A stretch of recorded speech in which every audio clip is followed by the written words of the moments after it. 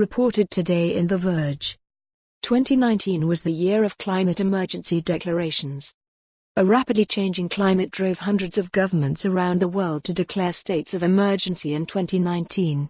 While the declarations are largely symbolic gestures, they have in some cases become jumping-off points for real action.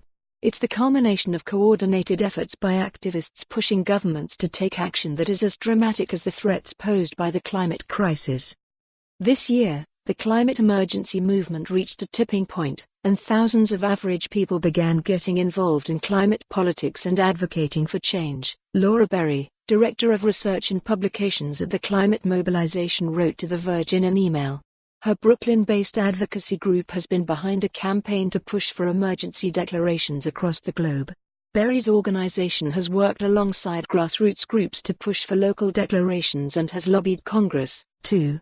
She says the global climate emergency movement has exploded in growth this year as campaigns from both her group and other efforts have taken hold. In the final year of the hottest decade on record, climate emergency declarations have grown in scale from individual cities to an entire continent sounding the alarm. In May 2019, the UK became the first national government to declare a climate emergency, days after similar declarations from Scotland and Wales. By November, the European Parliament had done the same. That month, more than 11,000 scientists jointly declared that Earth is clearly and unequivocally facing a climate emergency, too. Oxford Dictionaries made climate emergency its word of the year.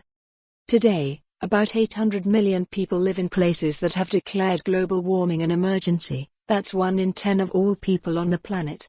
It's a big change in the 3 years since Darebin, Australia declared the first local emergency in 2016. On January 1, 2019, the climate mobilization recorded just 233 declarations worldwide compared to the 1,288 today.